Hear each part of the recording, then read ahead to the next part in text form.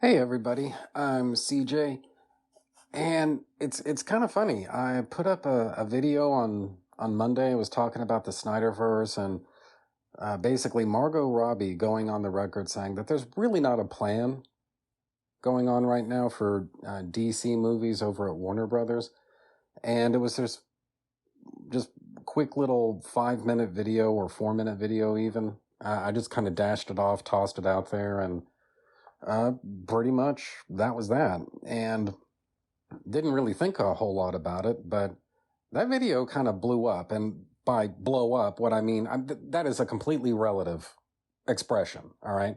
Because obviously I've got a really small YouTube channel. I think I've got like 10 subscribers or something like that. I mean, it's so small, I haven't even bothered to fucking count. Okay, so that should tell you something right there.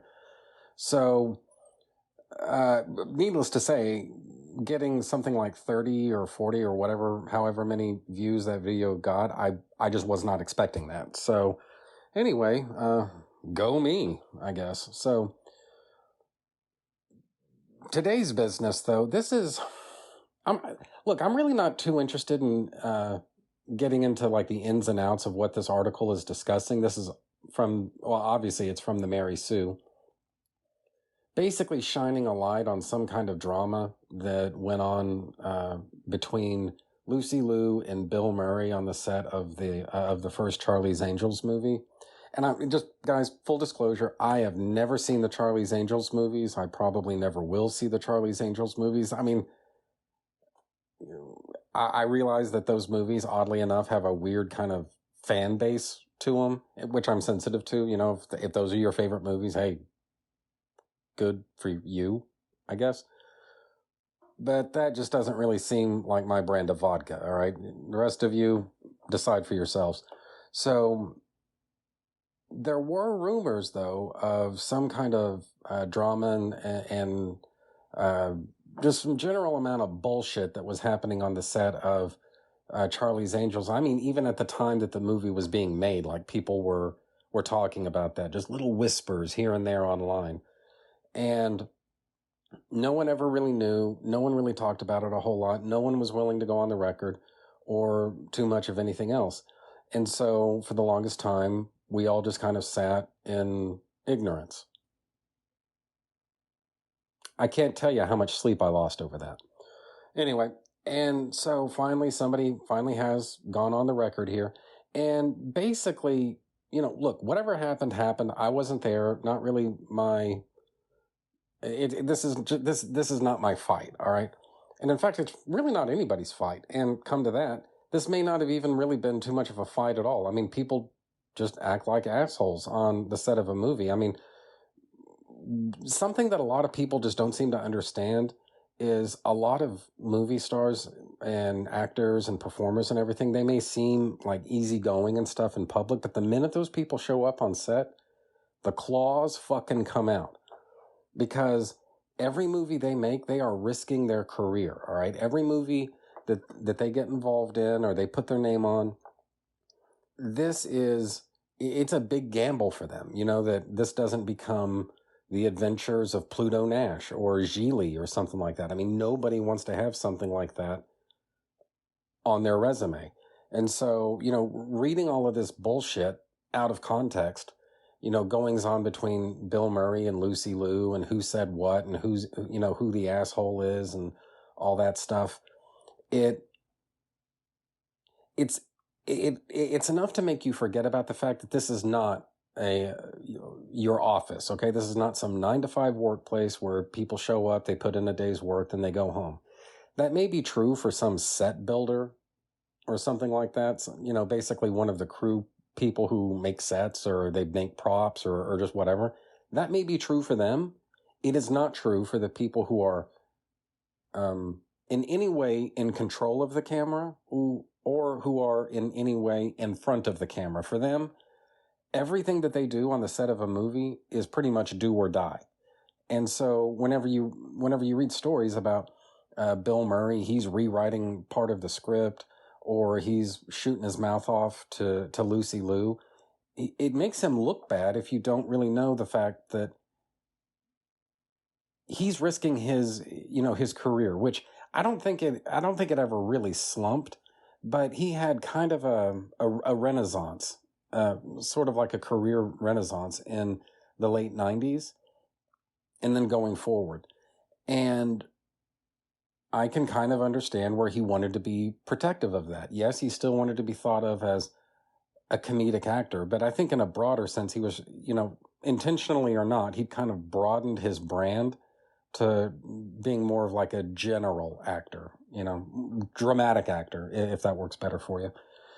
And so when you hear about what he's, whatever shenanigans he's pulling on the set of Charlie's Angels, just bear all of that in mind. Now, what I've just said is, I think a reasonable a reasonable person's interpretation of, let's face it, a kind of one-sided report. I mean, it could be that Bill Murray really is as big of an asshole as he's being made out to be.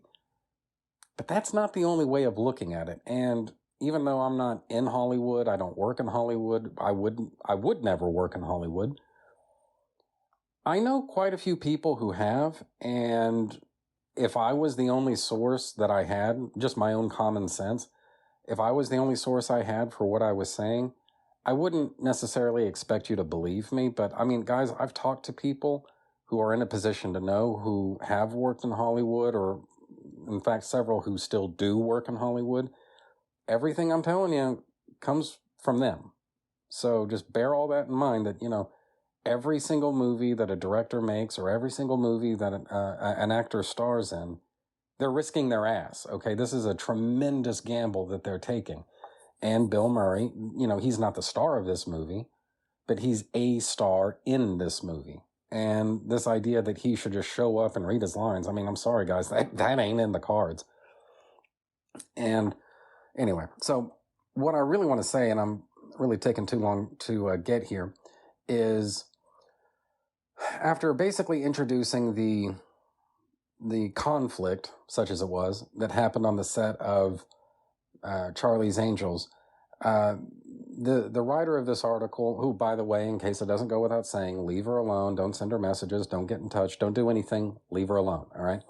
But the writer of this article basically uses this bullshit between Lucy Liu and Bill Murray on the set of this movie to tee up kind of a broader point. And since it's the Mary Sue, you kind of know going in, it's not, I mean, yes, it is going to be a feminist point of view, but it's not just a feminist point of view. It's like the most, most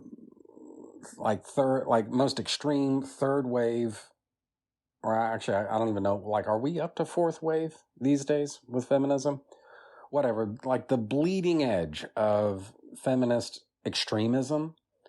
And that's generally going to be the editorial party line for the Mary Sue. And God knows this article is no exception. But the part that really stood out to me, far too often, the article says, far too often those who stand up for themselves or come forward to expose misconduct and discrimination in the workplace, general toxicity, or even the more extreme cases of things like sexual harassment, coercion, or assault are not protected by the corporate infrastructures of Hollywood. They're often labeled difficult, with the stories told about such incidents painting them as the villains. And guys, I'm not here to say, is that right or is that wrong? Like factually, all right, not morally, but is that factually right or is that factually wrong? Really not the point. This is the pivot. Every feminist screed that you're ever going to read, there's always a pivot. They introduce something that most people would have no hesitation saying, yeah, that's kind of shitty. You really shouldn't do stuff like that to people. They use that as the pivot to hawk feminism, all right? And that's what's going on here. Article goes on to say, this happens with everything from interpersonal professional issues to harassment and assault. And then from there, it just kind of starts talking about goings on with Harvey Weinstein when Peter Jackson was trying to develop The Lord of the Rings at Miramax. It was very brief, like a lot of people don't seem to be aware of this, but there was a point when Miramax was developing the Lord of the Rings movies under Peter Jackson. And, whatever happened. Obviously, Miramax did not release those movies. I imagine they regret that now, but obviously they didn't release those movies, and they ended up parting ways with Peter Jackson, but not before Harvey Weinstein allegedly torpedoed the chances that Ashley Judd and Mira Sorvino might have had in playing characters of some kind in those movies. Now, I honestly don't know which characters they might have played. I mean, I can make some guesses. Like Mira Sorvino, I mean, Kate Blanchett kind of owns Galadriel at this point, but I guess I could see Mira Sorvino being considered for Galadriel. I mean, I guess that's not completely crazy, but could just as easily have been Eowyn. I mean, it could have been a lot of things, but the point is, again, this is one of those things that literally anybody who looks at this is like, yeah, that's kind of sketchy, you know? I mean, Peter Jackson had no idea that he was being kind of led down the garden path here, and I'm actually to this day kind of surprised that he owned up to that. But anyway, but this was just basically a dirty little trick that Harvey Weinstein pulled as retaliation against those two actresses for who the hell even knows what reason. And then from there, we get to the main, like the real crux of the matter, you know? The article says, at the time of filming Charlie's Angels, Lucy Liu was mostly known for her work on television with main cast billing on a one-season sitcom called Pearl, before a significant run as Chinese-American lawyer Ling Wu on Ally McBeal. Bill Murray, on the other hand, and to cut it short, it's basically, he's Bill Murray. I mean, everyone knows him. And here we get to the magic phrase.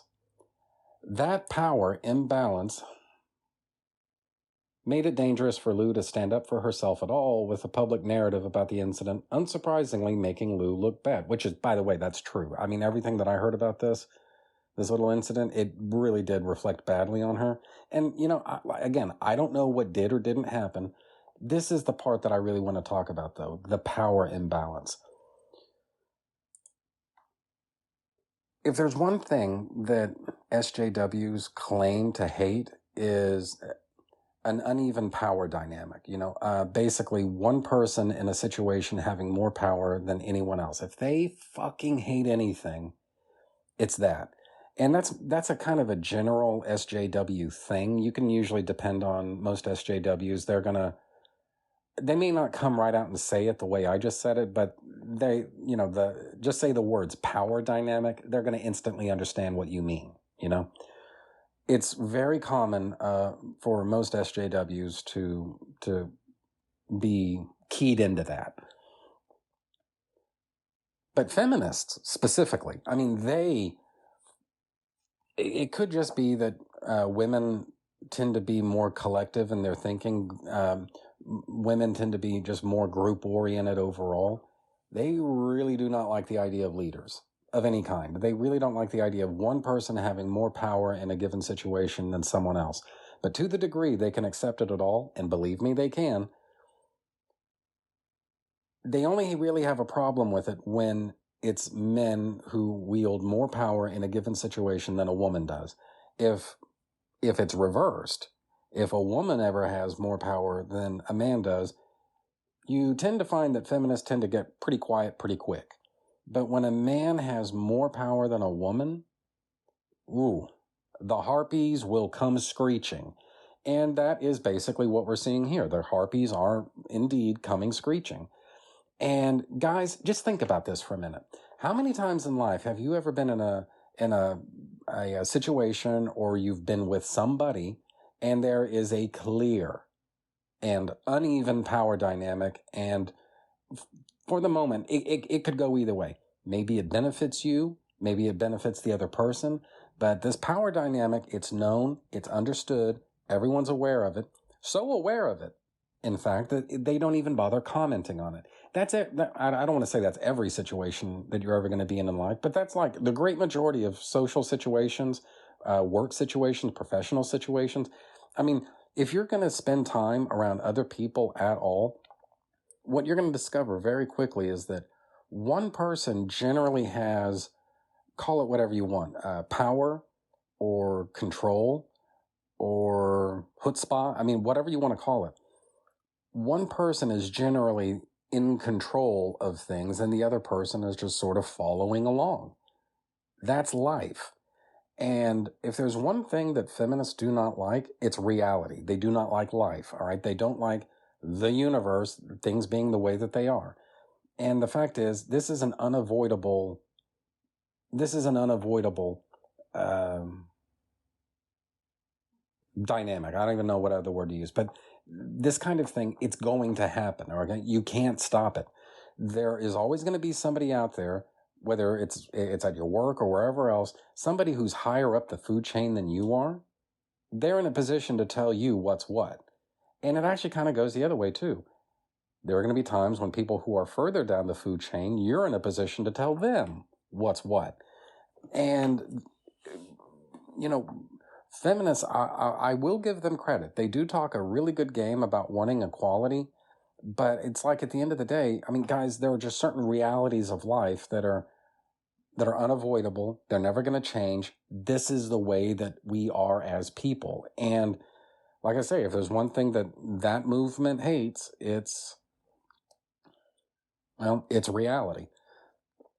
So anyway, and then from there, of course, we have to find all different kinds of ways of not only just like belaboring the point, but I would even say just going off in just these weird sort of tangential directions and everything. So, I mean, look, if this sounds like your idea of fun, you want to read an article that's just this fucking stupid, I mean, hey, I can't stop you, all right? Be my guest. But it's like at the end of the day, this to me is this aspect, the interpersonal power dynamic aspect of modern day womanism. Maybe that's the better thing to call it these days. This article is basically the gold standard of it. I mean, it's the Mary Sue, so they have to talk about racial issues and the alphabet issues at some point. But really, I mean, don't for 1 minute doubt the beating heart of womanism that's really driving this article here. So whatever value you think this has, I actually kind of got a chuckle out of this article. But sometimes in life, you do find these little articles that come along sometimes, and they really do kind of shine a light a little bit on what those people really do think. So anyway, that's that. Thank you for watching. Subscribe, make sure you're still subscribed, comment, like, and share this video because it really helps me out. Also, you can find me on Twitter at Cole Loves Comics.